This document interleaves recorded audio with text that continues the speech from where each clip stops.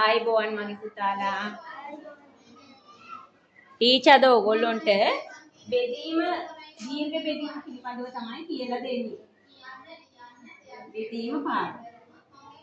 මගේ පුතාට දීර්ඝ බෙදීම කියලා දෙන්නට කලින් අද අපි දීර්ඝ බෙදීම දෙකෙන් බෙදීම තමයි කරගෙන යන්නේ. දෙකෙන් බෙදීම කරද්දී අනිවාර්යයෙන්ම අවශ්‍ය වෙනවා කොහොමද? ಗುಣ කිරීම අවශ්‍ය වෙනවා. ಗುಣ නවකෝ පිළිබඳ අවබෝධය අවශ්‍ය වෙනවා. මම අහන ප්‍රශ්න වලට මගේ පුතාලා උත්තර දෙන්නකෝ බලන්න. අපි මුලින්ම අහන්නම් දෙකට දෙකේ ගොඩවල් කීයද? දෙකට දෙකේ ගොඩවල් 1යි. very good මගේ පුතා. හතරට දෙකේ ගොඩවල්? හතරට දෙකේ ගොඩවල් 2යි. 6ට දෙකේ ගොඩවල් 3යි. 8ට දෙකේ ගොඩවල් 12ට දෙකේ ගොඩවල් 16ට දෙකේ ගොඩවල් 18ට දෙකේ ගොඩවල් 9යි. 20ට දෙකේ ගොඩවල් 10යි. එහෙමනම් මගේ පුතාලට දීර්ඝ බෙදීම ඉතාම පහසු වේවි මේ ටීච් කියලා දෙන ක්‍රමවේදය තුලින්. මම කියන්නම් 24 බෙදීම දෙකට කොහොමද අපි දීර්ඝ බෙදීමෙන් හොයන්නේ කියලා. 24 බෙදීම දෙක. පුතේ අපි මුලින්ම කරන්නේ මේ 24 කියන සංඛ්‍යාවේ තියෙනවා 10 ඒවා සහ 1 ඒවා. කොහොමද තියෙන්නේ? 10 ඒවා තියෙනවා දෙකක්, 1 ඒවා තියෙනවා හතරක්. 10 ගොඩවල් දෙකෙන් වටිනාකම කීයද කියවෙන්නේ? 10 ගොඩවල් දෙකක් කියන්නේ 20යි. very good මගේ පුතා නදුල. 10 ගොඩවල් දෙකක් කියන්නේ 20යි. එහෙනම් අපි මුලින්ම මේ 10 ගොඩවල් දෙකට දෙකේ ගොඩවල් හොයමු. අපි මේ දීර්ඝ බෙදීම කරගෙන යද්දී පුතේ ඊටාම සරල ක්‍රමයක් තමයි තියෙන්නේ. මුලින්ම ගොඩවල් හොයනවා. ගොඩවල් හොයලා එන පිළිතුරු උඩින් ලියනවා. උඩින් ලියුවාම අර රටේ තොරතුරක් ඉක්මනට අපි විශේෂ තොරතුරක් ආපු ගමන් බ්‍රේකින් නිවුස් පෙන්නන්නේ. ඒ වගේ උඩින් ඉලක්කමක් ලියපු සැනින්ම එසැනින් පුවත් දෙනවා වගේ අපි ලියපු ඉලක්කම මේ ගොඩවල් වලින් ගුණ කරලා යටින් ලියන්න ඕන. යටින් ඉලක්කමක් ලියපු ගමන් මොකද කරන්නේ? අඩු කරනවා. පැහැදිලිද නැද්ද? මුලින්ම ගොඩවල් හොයනවා.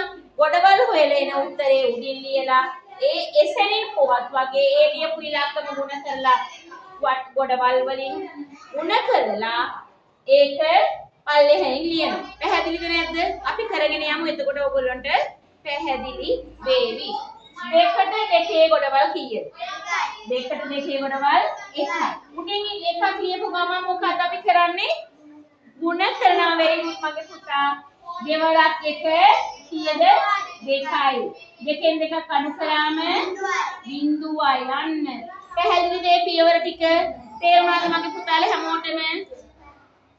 ඊට පස්සේ මොකද කරන්නේ? දැන් මේ එකේ ගොඩවල් ගන්නවා මෙන්න මේ පිළිතුර ළඟට.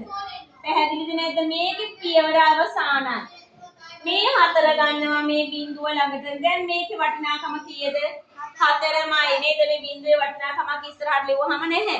ඒ නිසා මේකේ වටිනාකම 4මයි.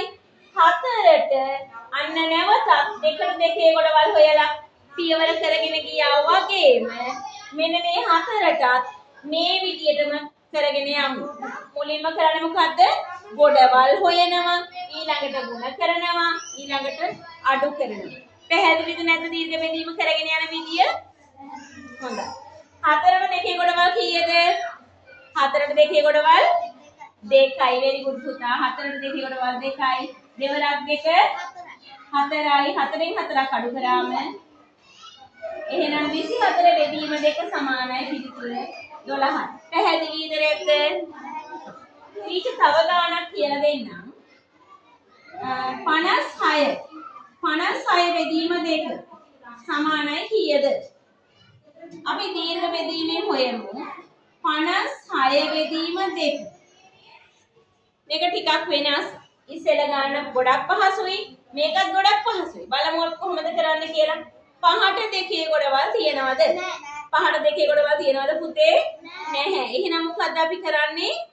5ට පෙර සංඛ්‍යාව හොයනවා. 5ට පෙර සංඛ්‍යාව කීයද? 4. 4ට දෙකේ ගොඩවල් කීයද? 2යි. very good මගේ පුතාලා. 4ට දෙකේ ගොඩවල් 2යි. දෙවරක් 2 4යි.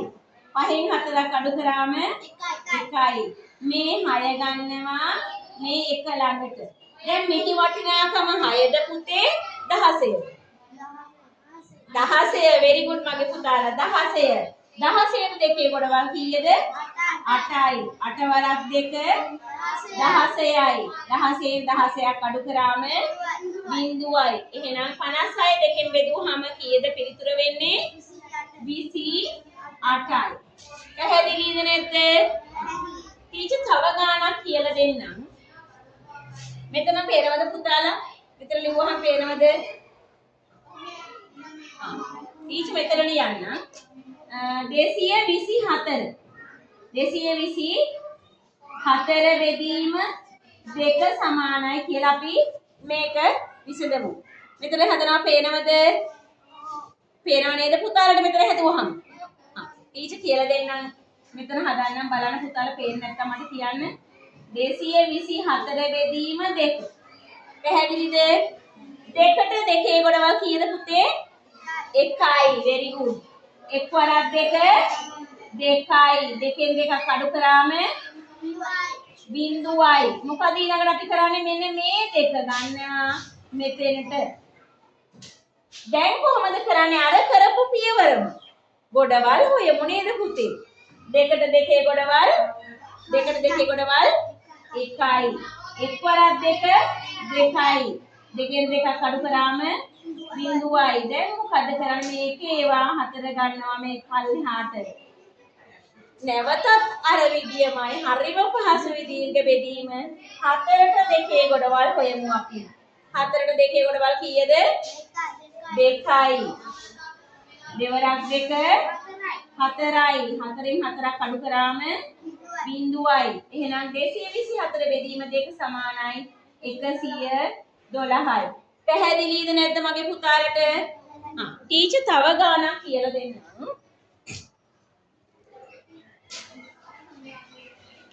මෙන්න මේ ගැටලුව. අපි බලමු 775 බෙදීම 2. මේ ගැටලුව දිහා හැමෝම නෙට් යොමු කරන්න. 7ට දෙකේ ගොඩවල් තියෙනවද? 7ට දෙකේ ගොඩවල් තියෙනවද? නෑ පුතේ. එහෙනම් මොකද අපි කරන්නේ? 7ට පෙර සංඛ්‍යාව කීයද? 6. very good මගේ පුතා ගගන 6. 6ට දෙකේ ගොඩවල් කීයක් තියෙනවද? 6ට දෙකේ ගොඩවල් 3යි. very good නදුල. 6ට දෙකේ ගොඩවල් 3යි. 3 වරක් 2 නැත්නම් දෙවරක් 3 කීයද? 6යි. 7න් 6ක් අඩු කරනවා අපි. යටි ඉලක්කම කියපු ගමන් අඩු කරනවා. 7න් 6ක් අඩු කරාම කීයද? 1යි. ඊට පස්සේ මේ 10 ගොඩවල් මේ 10 ගොඩ මෙතනට ගන්නවා. 10 ගොඩවල් 7ක් තියනවා නේද? මෙතනට ගත්තාම මෙතන වටිනාකම කීයද? 17. කීයද? 17. 17ට දෙකේ ගොඩවල් තියෙනවද? 17ට දෙකේ ගොඩවල් තියෙනවද? නැහැ. එතකොට අපි මොකද කරන්නේ? 17ට පෙර සංඛ්‍යාව very good මගේ පුතා 17ට පෙර සංඛ්‍යාව කීයද? 16. 16ට දෙකේ ගොඩවල් කීයක් තියෙනවද? 16ට දෙකේ ගොඩවල් දෙවරක් 8 16යි නේද? දෙවරක් 8 16යි. එහෙනම් 16ට දෙකේ ගොඩවල් 8යි. 8 වරක් 2 කීයද?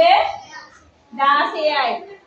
17න් 16ක් අඩු කරාම එකක් ඉතුරුයි. දැන් මේ එකේ ගොඩවල් මෙතන 5 මෙතෙන්ට ගන්නවා. ඔබ ඊතල යොදන්න අවශ්‍ය නැහැ. නමුත් ඊතල යොදන්නේ ඔබේ දැල ගැනීම පිණිස. පැහැදිලි නේද? දැන් මෙතන කීය තියෙන්නේ? 15. 15ට නැවතත් අර ක්‍රමවේදයමයි පුතේ ගොඩවල් හෙව්වා උඩින් ලියපු ගමන් එසෙනින් පුවත් වගේ ගොඩවල් වලින් ගුණ කරලා පල්ලෙහායින් ලිව්වා. ඒ තප්පරේම එම සංඛ්‍යාවෙන් අර ගණිත පිළිතුර අඩු කරා. පැහැදිලිද නැද්ද? හොඳයි මගේ පුතේ. එහෙනම් 15ට දෙකේ ගොඩවල් තියනවද? 15ට දෙකේ ගොඩවල් නෑ. එහෙනම් මොකක්ද අපි කරන්නේ?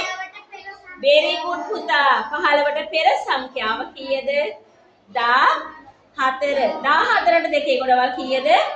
14ට දෙකේ ගොඩවල් 7යි. 14ට දෙක 15ට දෙකේ කොටවල් නිවැරදිව බෙදෙන්නේ. ඒ නිසා 14 ගන්නවා. 14ට දෙකේ කොටවල් 7යි. 7 වරක් 2 14යි. 15න් 14ක් අඩු කරාම එකක් ඉතුරුයි.